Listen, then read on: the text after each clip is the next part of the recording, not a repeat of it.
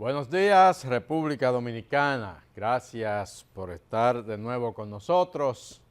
Esto es Reporte Especial con Rosendo Tavares en este sábado 19 de octubre, año 2024, una semana cargada de información, tanto a nivel nacional como a nivel internacional. Vamos a tratar en estos 60 minutos que ustedes nos van a acompañar para edificarles sobre todo lo más importante que en materia noticiosa ha ocurrido en el país y en el mundo durante la semana que acaba de transcurrir. Iniciamos inmediatamente en el plano internacional.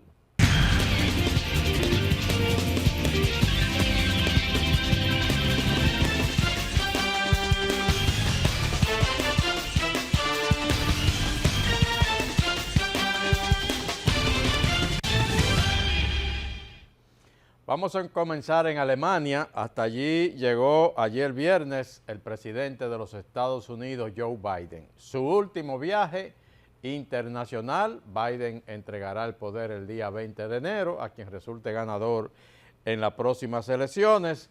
Allí fue recibido con honores militares por la presidencia de Alemania, una reunión que sostendrá también con los mandatarios de Francia y del Reino Unido. Los temas a discutir, según se ha informado, la situación en el Medio Oriente y la guerra en Ucrania. El presidente estadounidense Joe Biden y los dirigentes aliados de Alemania, Francia y Reino Unido se reunieron el viernes en Berlín, donde dejaron en claro su determinación de seguir apoyando a Ucrania. En un comunicado conjunto indicaron que respaldan una paz basada en el derecho internacional, inclusive la Carta de las Naciones Unidas, así como en el respeto de la soberanía y la integridad territorial. Cuando Ucrania enfrenta un duro invierno, debemos mantener nuestra determinación, nuestro esfuerzo y nuestro apoyo. Sé que el costo es elevado. No se equivoquen, palidece comparado con el costo de vivir en un mundo en el que se impone la agresión. Ucrania y sus aliados temen una victoria del candidato republicano Donald Trump en las elecciones estadounidenses del 5 de noviembre, que podría significar una reducción de la ayuda militar estadounidense a ese país. Además de Ucrania, la situación en Oriente Medio figuró también en la agenda de las reuniones en Berlín. Los 4 dirigentes occidentales consideraron en el comunicado que la muerte del jefe de Hamas, Yahya Sinwar, en una operación militar en la Franja de Gaza, implica la necesidad inmediata de liberar a los rehenes israelíes todavía cautivos y el fin de la guerra en Gaza. Apoyamos firmemente el derecho de Israel a la autodefensa, especialmente frente a las acciones del régimen iraní. Pero creo que la muerte de Sinwar brinda la oportunidad de dar un paso hacia ese alto el fuego que estamos pidiendo desde hace tiempo.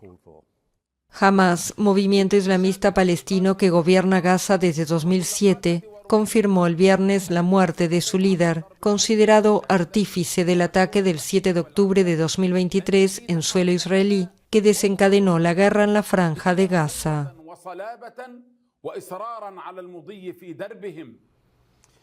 Continuamos en Estados Unidos. Donald Trump y sus abogados estaban tratando de evitar a toda costa que antes de las elecciones se dieran a conocer nuevos documentos, nuevas pruebas sobre su presunta participación en el asalto al Capitolio del 6 de enero. Pero la jueza que está manejando ese caso ha entendido que no hay por qué anteponer los temas políticos a la marcha de los procesos judiciales y decidió que sí, que se van a publicar las informaciones muy comprometedoras que están disponibles en los tribunales. La jueza Tanya Chutkan dijo que ocultar información a la que el público tiene derecho podría percibirse como un intento de influir en las elecciones. Los documentos publicados son un conjunto de pruebas que consta de 3 volúmenes y casi 2,000 páginas. La información incluye páginas web archivadas de la Casa Blanca y correos electrónicos de la campaña Trump y Pence, detalles presupuestarios y de viaje, y una sección que contiene una versión con tachaduras del informe del abogado especial sobre la presunta violación de la ley Hatch por parte del exasesor de la Casa Blanca Peter Navarro. Los documentos electorales son parte de la solicitud de inmunidad del fiscal especial Jack Smith. expone muchos detalles del caso contra Trump después de las elecciones presidenciales de noviembre. Por su parte, el expresidente Trump pidió que su apéndice fuera publicado simultáneamente para equilibrar la narrativa y señaló que el Departamento de Justicia violó su política de evitar acciones que pudieran influir en una elección. También calificó la moción de Smith como, cito textualmente, plagada de falsedades. Los abogados defensores argumentan que la publicación de acusaciones y documentos durante este tiempo de votación anticipada crea una apariencia preocupante. Pero la juez dijo que la Corte seguirá manteniendo cualquier consideración política fuera de su toma de decisiones. Vamos con el proceso electoral de los Estados Unidos, que ya entra en la cuenta regresiva. Estamos a 16 días de las elecciones en ese país, el 5 de noviembre.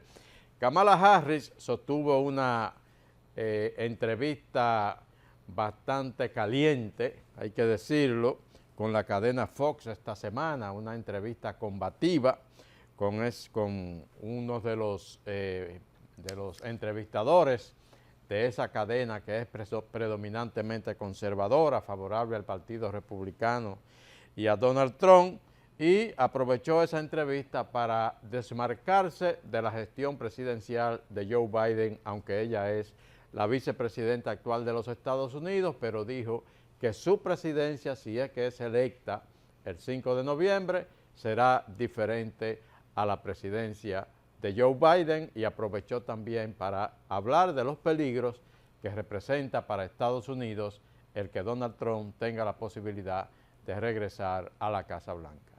La candidata demócrata y actual vicepresidenta Kamala Harris se desmarcó de la presidencia de Biden en una combativa entrevista con Fox News, donde afirmó que de ser elegida su gestión no supondría una continuación de la presidencia de Joe Biden. Aunque los demócratas actualmente controlan la Casa Blanca, Harris dijo que quiere pasar página representando a una nueva generación de líderes. Una que no esté lastrada por la retórica divisiva de Trump, dijo. In which we have been burdened with the kind of rhetoric coming from Donald Trump that has been designed and implemented to divide our country and have Americans literally point fingers at each other. La entrevista de casi 30 minutos en Fox News fue subiendo de tono en repetidas ocasiones, interrupciones incluidas. Please finish. Yes, may I finish responding, please? But you have to let me finish, you please. had the White House and the House and the Senate, and they didn't bring up that bill. I'm in the middle of responding to the point you're raising, okay, and I'd like to finish. Yes, ma'am. La entrevista con Harris supone su primera aparición en este formato en la cadena, muy popular entre los telespectadores conservadores. Mientras Kamala Harris era entrevistada en Fox News, ya vieron ustedes ahí el intercambio con Jeff Bayer, el entrevistador, el principal entrevistador político del tema político en la cadena Fox. Ella no permitió que él se le sobrepusiera en la entrevista. Ella mantuvo una posición combativa y logró llevar el mensaje que quería llevar. El veredicto fue luego de la entrevista que mucha gente entendió que ella había salido bien, e incluso en las apuestas que se realizan en Estados Unidos sobre quién va a resultar ganador de las elecciones, ella subió varios puntos después de esa entrevista. Pero a la misma hora en que ella era entrevistada, Donald Trump estaba en la Florida ante un foro con votantes hispanos patrocinado por la cadena Univision. Y allí se le hicieron duras preguntas, los votantes hispanos le hicieron duras preguntas donde él respondió con evasivas y con defensas que la verdad resultaron un poco desalentadoras. Las inquietudes de la comunidad hispana fueron expuestas ante Donald Trump en un evento que contempló la participación de integrantes de esta población que vive en Estados Unidos. Un foro celebrado en el sur de Florida, y allí los participantes le preguntaron al candidato republicano sobre su propuesta de deportar a numerosos indocumentados. Solo queremos que entren legalmente a través de un sistema, porque han liberado a cientos de miles de personas que son asesinos, traficantes de drogas, terroristas. Están entrando sin que nadie sepa quiénes son ni de dónde vienen. Trump le respondió a Jorge Velázquez, un campesino de California, quien expresó no quedar satisfecho con lo explicado por el candidato. Necesitaba haberme dicho más qué va a hacer con la gente, si la piensa dejar o la piensa seguir deportando. Esta asamblea organizada por Univisión, denominada Los Latinos Preguntan, Donald Trump responde, también causó una impresión en Ramiro González.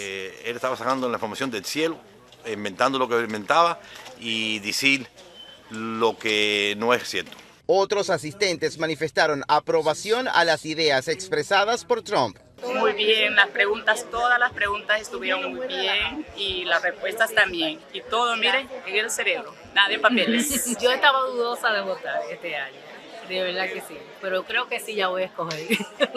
La semana pasada, un evento similar fue organizado por la misma cadena televisiva en Las Vegas, Nevada, pero quien respondió preguntas a los hispanos fue la vicepresidenta y candidata demócrata Kamala Harris.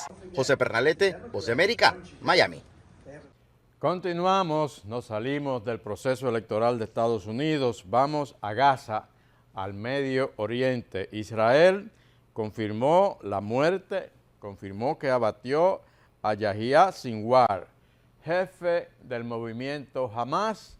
Israel lo consideraba el cerebro de ese ataque que se produjo el 7 de octubre, donde milicianos de Hamas invadieron una zona de Israel, mataron a 1.200 israelíes y secuestraron y convirtieron en rehenes a otros 250. Era el hombre más buscado por Israel y el pasado jueves, confirmado, le dieron muerte. Israel anunció el jueves que eliminó al líder de Hamas, Yahya Sinwar, en una operación en el sur de Gaza el día anterior. Este es un mensaje claro para nuestros enemigos. Alcanzaremos a cualquiera que intente dañar a los ciudadanos de Israel o nuestras fuerzas de seguridad y les llevaremos ante la justicia. El primer ministro Benjamín Netanyahu celebró el asesinato, pero advirtió que la guerra todavía no terminó. Hoy el mal ha sufrido un duro golpe, pero la tarea que tenemos por delante todavía no está completa. A las queridas familias de los secuestrados les digo, este es un momento importante en la guerra. Continuaremos con todas nuestras fuerzas hasta el regreso de todos sus seres queridos, que son nuestros seres queridos. Israel acusa a Sinwar de ser el cerebro, junto al jefe militar de Hamas, Mohamed Deif, del ataque del 7 de octubre de 2023 contra el territorio israelí, que desencadenó la guerra actual. El ejército israelí ha indicado que Deif murió en un ataque a principios de año, aunque el grupo palestino no lo ha confirmado. Sinwar, de 61 años y jefe desde 2017 del movimiento islamista palestino en Gaza, había sido nombrado jefe político de Hamas a principios de agosto, tras la muerte de Ismail Haniyeh, asesinado en Teherán el 31 de julio en un atentado atribuido a Israel. La guerra en Gaza estalló el 7 de octubre del año pasado, cuando milicianos islamistas mataron a 1.206 personas en territorio israelí, en su mayoría civiles. Ese día los islamistas secuestraron además a 251 rehenes, de los cuales cerca de un centenar siguen retenidos en Gaza. As you all know, Israel yesterday killed Sinwar, the leader of Hamas. That's a major achievement, and it opens a major opportunity for progress. Sinwar's death also provides an extraordinary opportunity to achieve a lasting ceasefire, to end this awful war, and to rush humanitarian aid into Gaza. Our forces in the region stand ready to assist in Israel's defense, to deter aggression, and to reduce the risk of all-out war. And we will continue to drive hard to bring all of the hostages home, and to end the conflicts in both Gaza and Lebanon through principled diplomacy. Clearly, there are opportunities for a change in direction.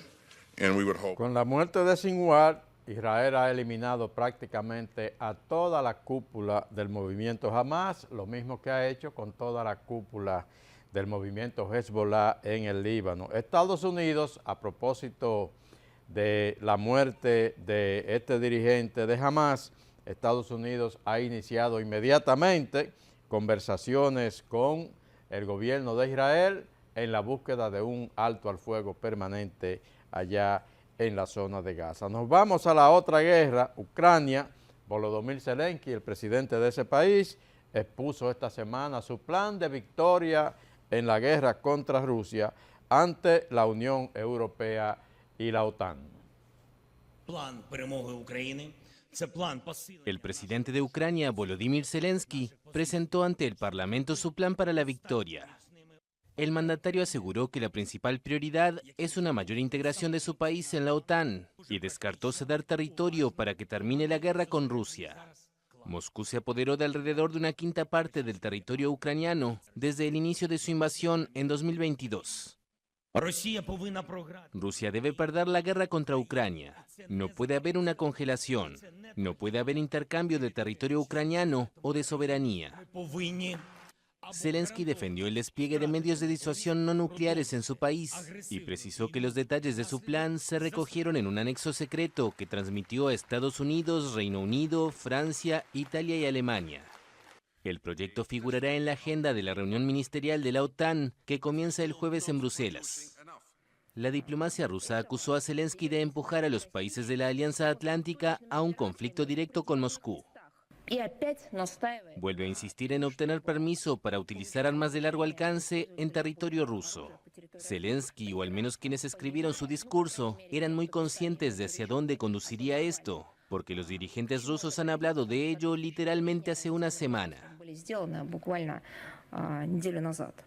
El Kremlin exige a Kiev que abandone el territorio que ya controla en el este y el sur de Ucrania como condición previa a las conversaciones de paz.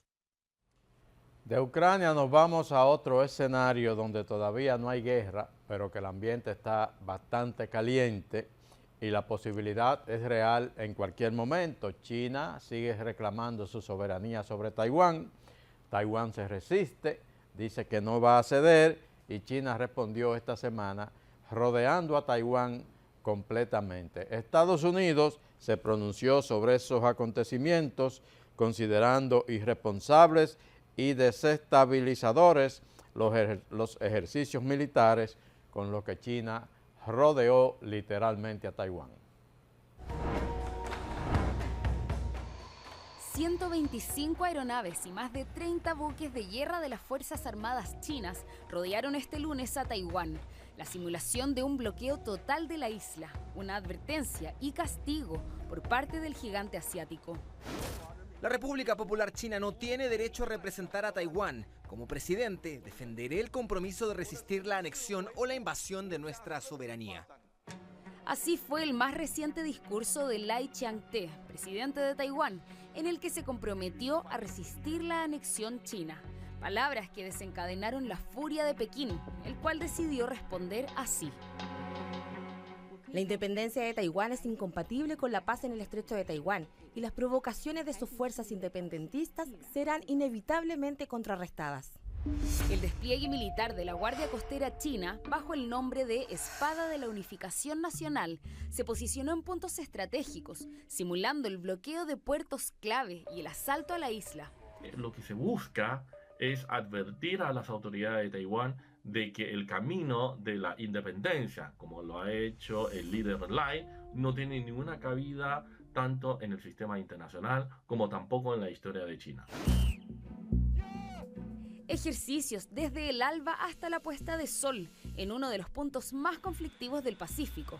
Taiwán no está reconocido en la ONU, pero sí por Estados Unidos, su principal aliado, que condenó los ejercicios en China. No es la primera vez en los últimos años. Nos ven como parte de ellos. Somos Taiwán. La población de la isla ya está acostumbrada a este tipo de actividad militar, pero no se descarta el uso de la fuerza de Pekín para tomar el control de Taipei, un recordatorio de las largas décadas de hostilidad entre Taiwán y China. Ahí la situación está también bastante tensa. Vamos a Estados Unidos otra vez, pero con un tema diferente a la política. La Iglesia Católica en Estados Unidos ha sido una de las más perjudicadas por el tema del abuso sexual de sacerdotes a menores, a niños y a niñas. Esta semana, la Arquidiócesis de Los Ángeles, una de las que tuvo el mayor impacto de ese problema, la Arquidiócesis de Los Ángeles acordó pagar nada más y nada menos que $880 millones a 1.353 víctimas de abusos sexuales de sus sacerdotes. La Arquidiócesis Católica de Los Ángeles acordó pagar $880 millones para resolver las demandas presentadas por 1.354 presuntas víctimas de abuso sexual, crímenes que habrían sucedido en la década de 1940. Algunos de los sobrevivientes han estado esperando décadas por este momento, dice Morgan Stewart, uno de los abogados que representa a las víctimas. Fueron niños tan jóvenes como de 5 o 6 años cuando fueron abusados sexualmente por miembros del clero hasta sus años de adolescencia. Por su parte, el arzobispo José Gómez dijo por medio de un comunicado que los fondos para este acuerdo se obtendrán de reservas, inversiones y préstamos. Y agregó: lo lamento por todos estos incidentes desde el fondo de mi corazón. Mi esperanza es que este acuerdo proporcione alguna medida de curación para lo que estos hombres y mujeres han sufrido. El acuerdo eleva la cantidad total que la Arquidiócesis de Los Ángeles ha pagado para resolver demandas por abuso sexual a casi $1.5 mil millones. Esto tras un acuerdo de $660 millones que se resolvió con 500 presuntas víctimas en el 2007. El mensaje es un mensaje muy claro, que la iglesia ahora es más. Bueno, la Iglesia Católica, el Papa Francisco ha tenido que lidiar con ese problema seriamente. Vamos a México. Genaro García Luna fue el hombre fuerte del gobierno de Felipe Calderón, 2006-2012. Fue el secretario de Seguridad Nacional, el principal cargo en el gabinete presidencial mexicano, el hombre jefe de la seguridad de ese país. Bueno, pero en lugar de ser el jefe de la seguridad y de defender a México de los narcotraficantes y de la delincuencia, él se convirtió en parte del narcotráfico y en parte de la delincuencia. Cayó preso, lo llevaron a Estados Unidos extraditado y esta semana fue condenado a 38 años de prisión en una corte de Nueva York, acusado de narcotráfico y de actividades de crimen organizado. El exar antidrogas de México, Genaro García Luna, fue condenado el miércoles a casi 39 años de cárcel.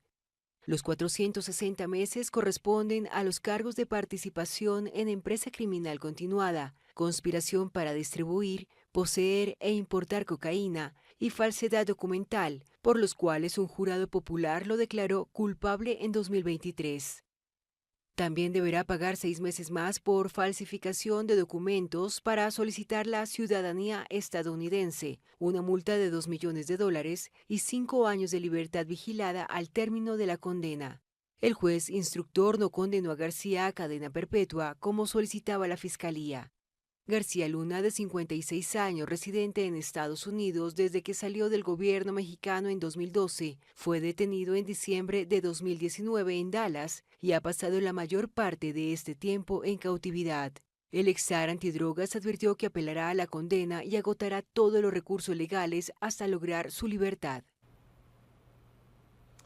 El juez, para condenarlo, le dijo que él era más decente, más educado, se vestía mejor que el Chapo Guzmán, pero que era tan delincuente como el Chapo Guzmán. Bajamos a Venezuela, Suramérica, ese país que sigue con unas elecciones que ganó la oposición, pero que sigue ahí instalado el mismo gobierno de Maduro, aunque hay que decirlo, el traspaso de poder debería producirse el 10 de enero, lo que no parece que va a ocurrir. Edmundo González Urrutia, el candidato de la oposición, que de acuerdo con el Centro Cártel, por ejemplo, ganó las elecciones, estuvo esta semana en una entrevista especial desde Madrid y allí relató algunas de las situaciones por las que se vio obligado a salir de Venezuela. El gobierno de España envió un medio de transporte para mi salida del país, que no fue fácil porque tuve que negociar con los enviados del régimen un documento para que me permitiera mi salida de Venezuela. Un documento donde usted también ha mencionado que se sintió presionado y coaccionado. Claro, porque la presión viene de tener a 2 personas en representación del gobierno teniendo que negociar los términos de un acuerdo que permitiera mi salida, en algunos de los cuales yo no estaba de acuerdo, pero el débil jurídico ahí era yo, así que yo tenía que o firmaba eso o no salía. Durante un acto gubernamental televisado, el presidente Nicolás Maduro aseguró que la dirigente opositora María Corina Machado, a la que no llamó por su nombre, había abandonado el país. Resulta que el viejito se fue hace un mes y la Sayona también se fue. Huyó, se fue. Sin que haya cesado el asedio en su contra, la líder opositora María Corina Machado aseguró horas después que se encuentra en Venezuela. La oposición alega que Edmundo González se impuso en las elecciones del 28 de julio, pero Maduro planea asumir el próximo sexenio sin haber mostrado las actas que sustentan su victoria. Los venezolanos saben que estoy aquí en Venezuela. La gente lo sabe. Y Nicolás Maduro también lo sabe. Lo que pasa es que están desesperados por saber dónde estoy. Y yo no le voy a dar ese gusto. El alto representante de la Unión Europea para Asuntos Exteriores, Josep Borrell, por su parte, dijo este jueves a su llegada a la cumbre de líderes europeos que se celebra en Bruselas que la Unión Europea debe estar dispuesta a usar las medidas necesarias. En Venezuela la represión continúa. El líder de la oposición tuvo que irse al exilio o han tenido que esconderse y 2.000 personas están en prisión. El jefe. La verdad que uno no entiende cómo un país tan grande, un país de tantos recursos como Venezuela, permite una situación como esa, o un grupo de habitantes de ese país, porque ya casi la mayoría se ha tenido que ir al extranjero. Hay alrededor ya de 9 millones de venezolanos residiendo en el extranjero, y uno observa cómo de manera burlesca este hombre, Nicolás Maduro, sigue instalado ahí en el Palacio de Miraflores. Parece un loco el señor Maduro, pero Venezuela se ha dejado sugestionar por él. Cuba sufrió una caída total del sistema eléctrico a raíz de la salida de su principal central termoeléctrica el viernes. La salida de funcionamiento de la planta Antonio Guiteras dejó sin energía la totalidad del país, según el gobierno estatal.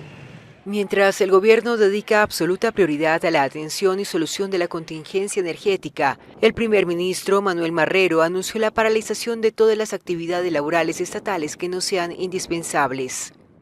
En la isla, la electricidad se genera a través de 8 desgastadas termoeléctricas que requieren combustible para funcionar, un problema adicional para el país que se declaró en emergencia energética, debido a los obstáculos para conseguir los suministros por el endurecimiento del embargo que Washington aplica contra el país desde 1962. Ya el jueves, Cuba había registrado casi un 50% de déficit en la generación de electricidad. El país vive una crisis energética que en las últimas semanas ha dejado a la población de varias provincias hasta 20 horas sin luz en un día. A los apagones crónicos se suma la escasez de alimentos y medicinas, empeorando la peor crisis en 3 décadas. Esto ha sido en el plano internacional, lo más importante. Vamos a una pausa comercial, retornamos enseguida.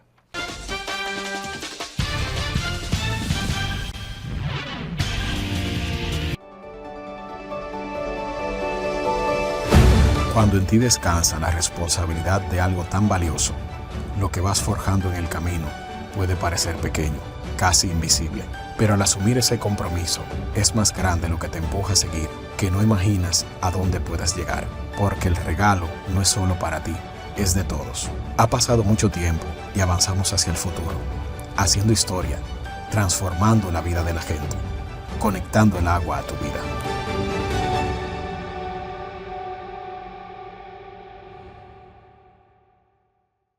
En estos 58 años, hemos sido el impulso que mueve el comercio, favoreciendo la inversión extranjera y brindando oportunidades para nuestra gente. Hemos sembrado la semilla que nos permite cosechar y exportar nuestra alegría y sonrisas propias de lo hecho en RD. 58 años siendo el apoyo incondicional de las industrias, forjadores del comercio e impulsadores de la MIPYMES. Somos el Ministerio de Industria, Comercio y MIPYMES y estamos junto a ti.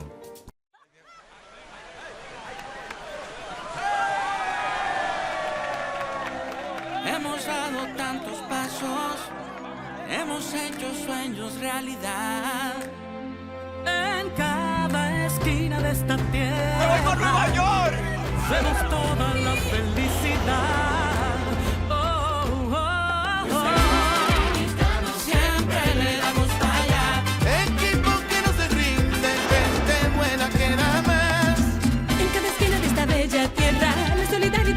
Aliento, tendiendo la mano, construyendo nuestros sueños. Es que los dominicanos siempre le damos. En Banreservas ponemos el corazón en el crecimiento de nuestra gente, comprometidos en todo momento y ocasión en ser el banco de todos los dominicanos. La Asamblea Nacional Revisora aprobó en segunda lectura la modificación a la Carta Magna que contempla la unificación de las elecciones, la reducción de la matrícula de los diputados, la independencia del Ministerio Público, entre otros aspectos. En la sesión, el Pleno del Senado aprobó en primera lectura la modificación al artículo 386 de la Ley 76-02 que establece el Código Procesal Penal de la República Dominicana. La normativa establece un recurso excepcional de revisión constitucional para conocer de las decisiones que en grado de apelación se pronuncien sobre habeas corpus. El presidente del Senado, Ricardo de los Santos, encabezó además la entrega de un pergamino de reconocimiento al rector del recinto universitario de Mayagüez, de la Universidad de Puerto Rico, Agustín Rullán Toro, por sus aportes en la educación de jóvenes del país que ha contribuido con el desarrollo y evolución económica y social de la nación dominicana. Senado de la República Dominicana, participativo, inclusivo, transparente.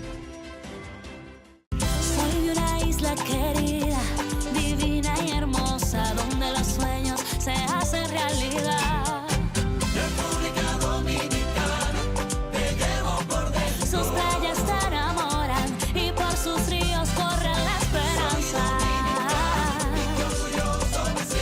Ser de esta tierra es lo más grande para mí. El esfuerzo de todo un pueblo hoy se ve reconocido. País número 1 en la recuperación del turismo. La República Dominicana está en el camino de una gran transformación. Pero, aunque avanzamos por el mismo camino, hay dominicanos que miran el mañana sin esperanza. Y otros que sí vemos el país que queremos y podemos ser. Hagamos un pacto para avanzar juntos. Un pacto ideal para crecer como país con recursos propios. Un pacto por un transporte más digno. Salud más accesible. Energía más confiable. Infraestructuras más sólidas. Más agua para todos. Más seguridad en nuestras calles. Y un medio ambiente más protegido. Hagamos un pacto ideal. Por el país que seremos. Gobierno de la República Dominicana.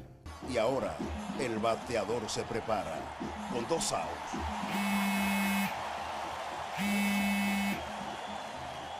Hola. Hola, me habla el señor González.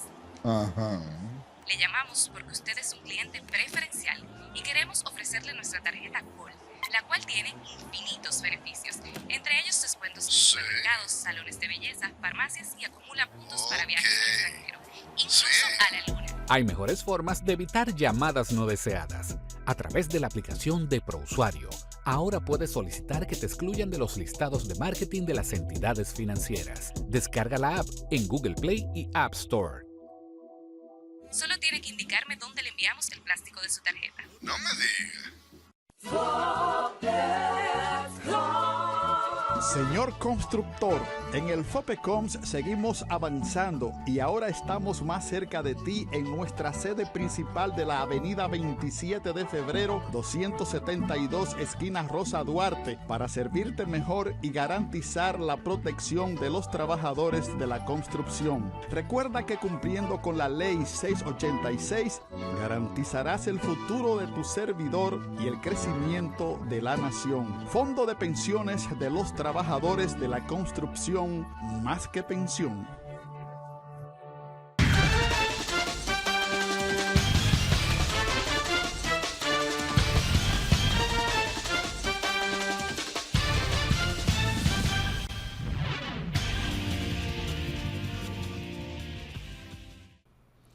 Continuamos, esto es Reporte Especial con Rosendo Tavares en este sábado 19 de octubre, año 2024. Esta semana en el plano nacional la agenda estuvo dominada por el tema de las reformas.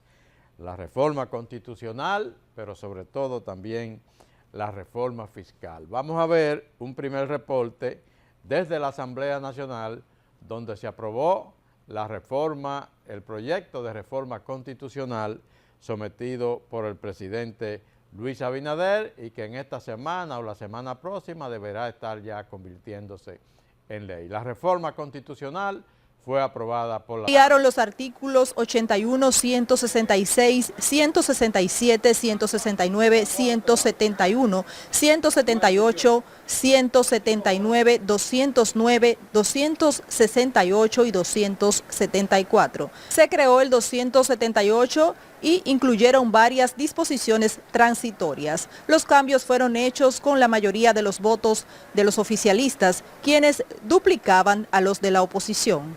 En esta segunda lectura del proyecto de reforma a la Constitución solo se aprobó la modificación a los artículos 171 que regula la designación de los requisitos para elegir al procurador, presentado por el asambleísta Ricardo de los Santos. Esta propuesta fue aprobada junto con una breve modificación al artículo 274 presentado por Alfredo Pacheco. La modificación que nosotros establecemos es la siguiente: artículo 171, designación y requisitos.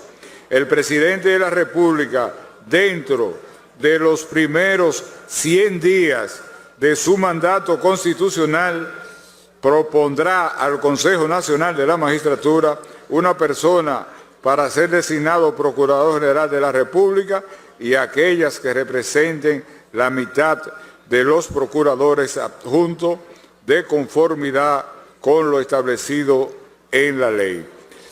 Esta propuesta de modificación la hacemos porque cuando hablamos al inicio se puede malinterpretar y que el presidente al día siguiente de su juramentación tenga que presentarlo, y por eso estamos proponiendo que dentro de los 100 días siguientes, después de haber tomado posesión. Durante este tercer encuentro, los debates se salieron de tono, particularmente en torno al artículo 274, el cual la oposición afirmó que se estaba introduciendo sin haber sido aprobado en la primera lectura, aunque luego se comprobó que los congresistas de los partidos opositores estaban equivocados. Tenemos una mayoría aquí bastante pronunciada, que la hemos utilizado, esa mayoría, diferente, colega Tobías, a como ustedes la utilizaban. Que la hemos utilizado con la racionalidad con que nunca ustedes la utilizaban. Porque no nos permitían ni siquiera hablar en una asamblea. Porque no nos permitían hacer propuestas. Y son tan antidemocráticos que no me dejan hablar. Porque ustedes no son democráticos. Quiero aquí llevar un mensaje al presidente de la Cámara, colega de mi circunscripción, que le hemos compartido, que lo mío es político, no es personal. Y que mi mamá me enseñó dos cosas: que para pelear se necesitan dos, y que al necio no se le hace caso.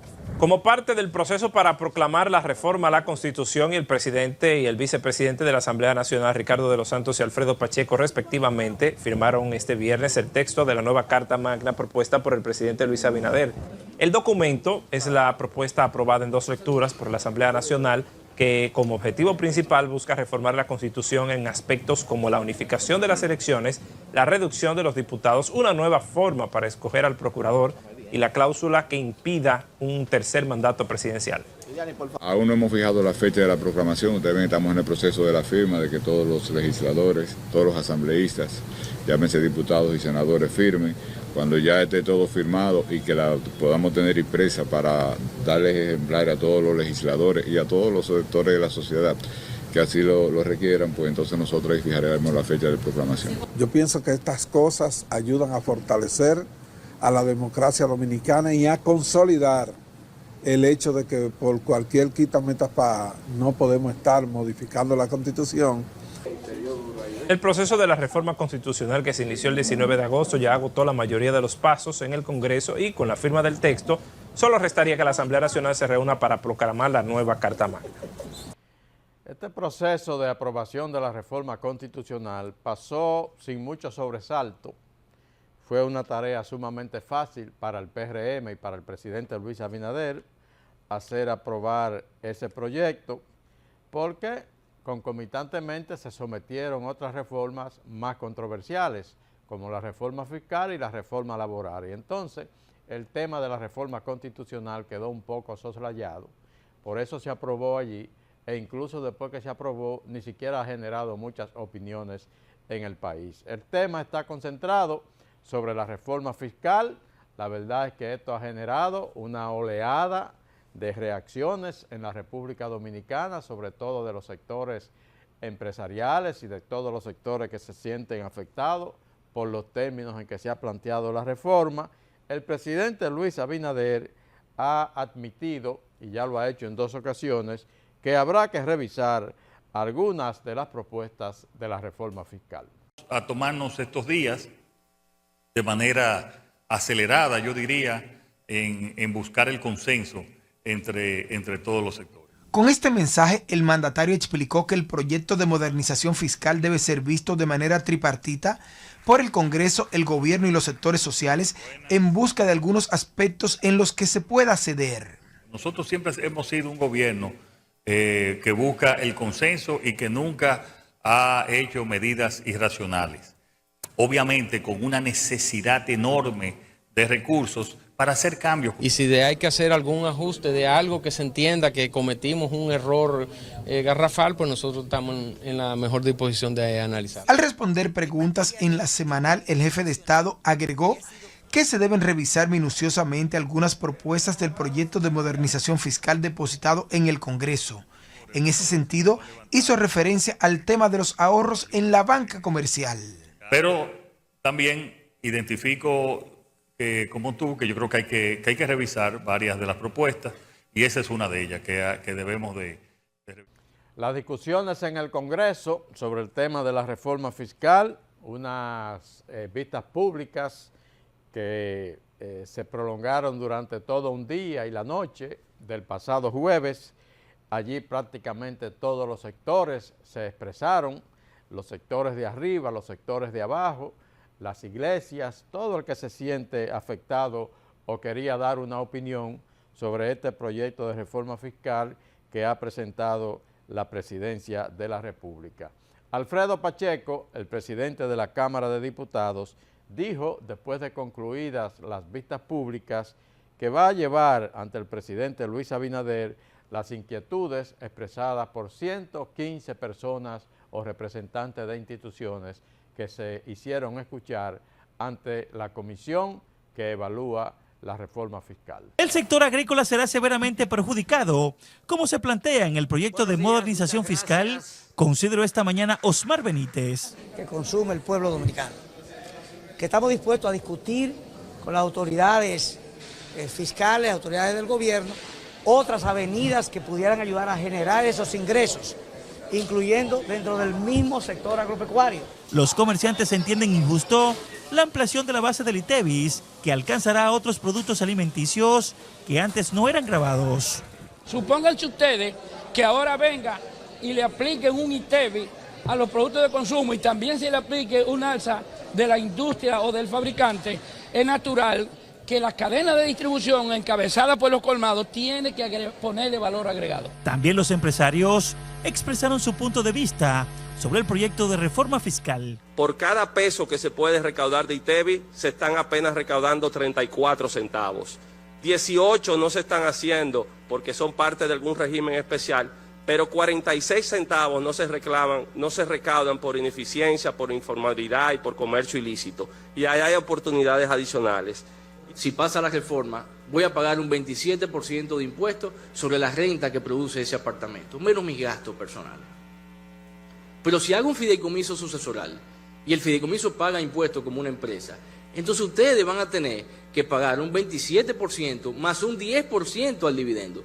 Además, organizaciones de la sociedad civil manifestaron un rotundo rechazo a la iniciativa, cuyos representantes consideran que golpea a la clase media y a los más pobres. Se trata básicamente de un aumento general de impuestos que profundizará la desigualdad, la desnutrición, la crisis habitacional y la pobreza en nuestro país. Concluidas las vistas públicas, la Comisión de Hacienda de la Cámara de Diputados se reunirá con el gobierno para lograr el consenso ante posibles cambios en la reforma tributaria.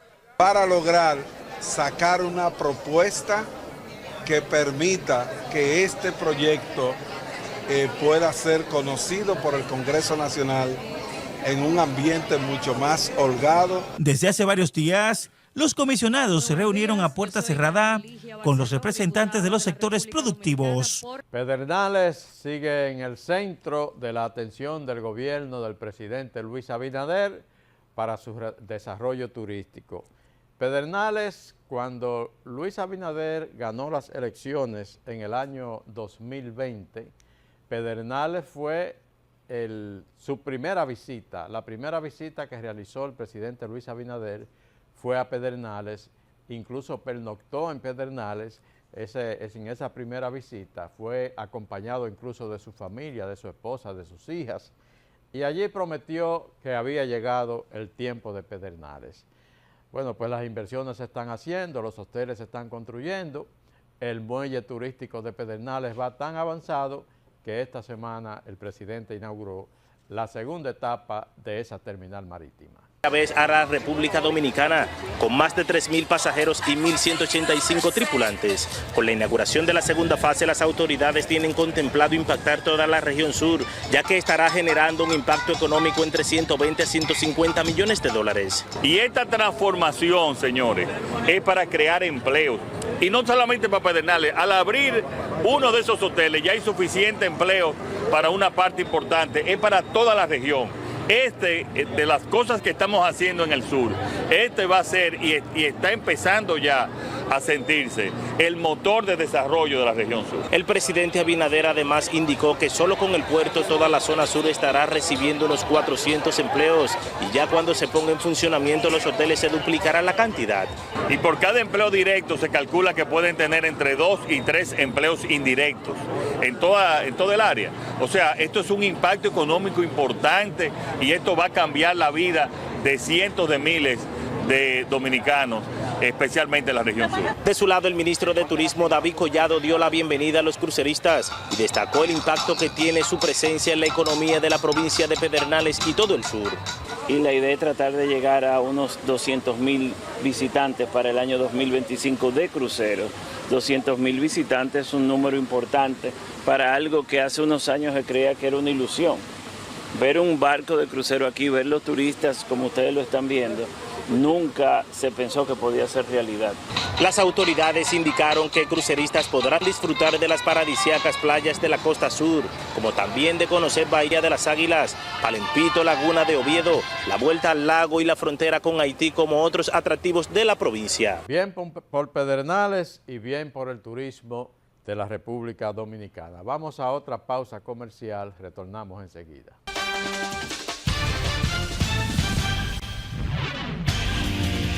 Soy de una isla querida, divina y hermosa, donde los sueños se hacen realidad. República Dominicana, te llevo por dentro. Sus playas te enamoran y por sus ríos corre la esperanza. Orgulloso me siento. Ser de esta tierra es lo más grande para mí. El esfuerzo de todo un pueblo hoy se ve reconocido. País número 1 en la recuperación del turismo. La Asamblea Nacional Revisora aprobó en segunda lectura la modificación a la Carta Magna que contempla la unificación de las elecciones, la reducción de la matrícula de los diputados, la independencia del Ministerio Público, entre otros aspectos. En la sesión, el Pleno del Senado aprobó en primera lectura la modificación al artículo 386 de la Ley 76-02 que establece el Código Procesal Penal de la República Dominicana. La normativa establece un recurso excepcional de revisión constitucional para conocer de las decisiones que en grado de apelación se pronuncien sobre habeas corpus. El presidente del Senado, Ricardo de los Santos, encabezó además la entrega de un pergamino de reconocimiento al rector del recinto universitario de Mayagüez de la Universidad de Puerto Rico, Agustín Rullán Toro, por sus aportes en la educación de jóvenes del país que ha contribuido con el desarrollo y evolución económica y social de la nación dominicana. Senado de la República Dominicana, participativo, inclusivo, transparente. En estos 58 años hemos sido el impulso que mueve el comercio, favoreciendo la inversión extranjera y brindando oportunidades para nuestra gente. Hemos sembrado la semilla que nos permite cosechar y exportar nuestra alegría y sonrisas propias de lo hecho en RD. 58 años siendo el apoyo incondicional de las industrias, forjadores del comercio e impulsadores de la MIPYMES. Somos el Ministerio de Industria, Comercio y MIPYMES y estamos junto a ti. La República Dominicana está en el camino de una gran transformación. Pero, aunque avanzamos por el mismo camino, hay dominicanos que miran el mañana sin esperanza. Y otros que sí vemos el país que queremos y podemos ser. Hagamos un pacto para avanzar juntos. Un pacto ideal para crecer como país con recursos propios. Un pacto por un transporte más digno. Salud más accesible. Energía más confiable. Infraestructuras más sólidas. Más agua para todos. Más seguridad en nuestras calles. Y un medio ambiente más protegido. Hagamos un pacto ideal. Por el país que seremos. Gobierno de la República Dominicana.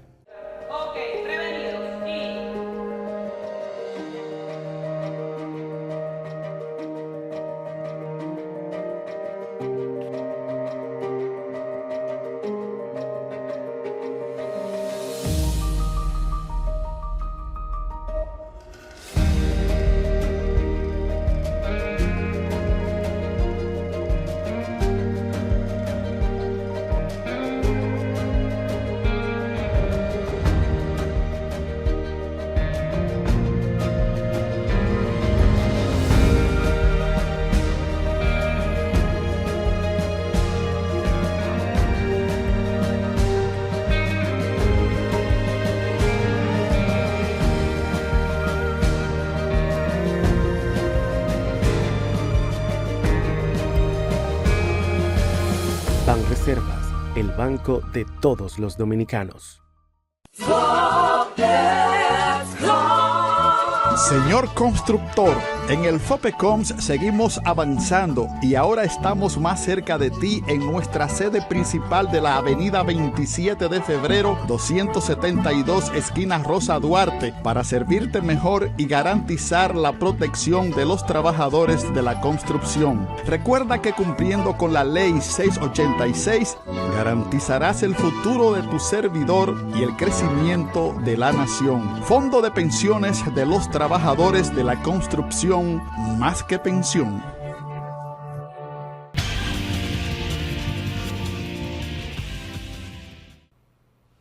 Continuamos, esto es Reporte Especial con Rosendo Tavares. La situación con Haití se ha complicado un poquito más. La República Dominicana continúa deportando, continúa expulsando del territorio nacional a decenas de miles de ciudadanos haitianos que han estado viviendo de manera irregular y que han cruzado la frontera de manera irregular hacia la República Dominicana. Y esto ha generado una serie de protestas desde el gobierno haitiano que acusa a la República Dominicana de racismo, de xenofobia y de estar de manera deshumanizada expulsando a sus nacionales del territorio de la República Dominicana. Y a propósito, el gobierno de Haití reiteró su condena a lo que considera serían deportaciones masivas y discriminatorias de sus migrantes por parte de República Dominicana, las que según dijo se harían sin respeto de los procedimientos legales y sin consideración a la dignidad humana y en un contexto de xenofobia creciente. En una resolución adoptada durante una reunión del Consejo de Gobierno presidida por el primer ministro, se insta a las autoridades dominicanas a cesar todas las deportaciones racistas y discriminatorias de nacionales y extranjeros hacia Haití y a respetar los derechos fundamentales de los migrantes haitianos de conformidad con las convenciones internacionales, incluido el derecho a un trato digno. Según un comunicado de la oficina del primer ministro, esta reunión, centrada entre otros asuntos en debatir la actual crisis migratoria, sirvió también para que el gobierno planificara respuestas urgentes destinadas a garantizar el respeto de los derechos humanos de los haitianos. Asimismo, añadió la nota, el Consejo examinó las medidas en las que participan las autoridades nacionales y locales en relación con la recepción y el cuidado de los retornados hasta su reintegración. El Banco de Reservas, esa institución a la que le agradecemos siempre su patrocinio a este reporte especial con Rosendo Tavares, estuvo celebrando el pasado fin de semana Expo Móvil Banreservas 2024. Samuel Pereira habló de récords en financiamiento, más de 7.800 millones de pesos fueron financiados en vehículos durante esa feria, pero las solicitudes se alzaron hasta los 23.000 millones según el informe. Vamos a ver a Samuel Pereira hablando de Expo Móvil Banreservas 2024. Expo Móvil Banreservas alcanza 7.800 millones de pesos dominicanos en ventas. El total de unidades adquiridas asciende a 11.000. Expo Móvil Banreservas 2024 superó este año todos sus récords de financiamientos, solicitudes y entrega de vehículos, por un monto superior a los 7.800 millones de pesos de créditos aprobados, mientras que las solicitudes sumaban más de 23.000 millones de pesos. Los datos preliminares al cierre de la feria automovilística indican que las unidades adquiridas de diferentes marcas y categorías sumaban un total de 11.000, con un incremento en la demanda de vehículos eléctricos e híbridos, 144 unidades, y comerciales otras 1.377, equivalentes a 3.218 millones de pesos. Muchísimas gracias por habernos acompañado. Esto ha sido Reporte Especial con Rosendo Tavares, como de costumbre, al más alto nivel periodístico. Tengan todos muy buen fin de semana.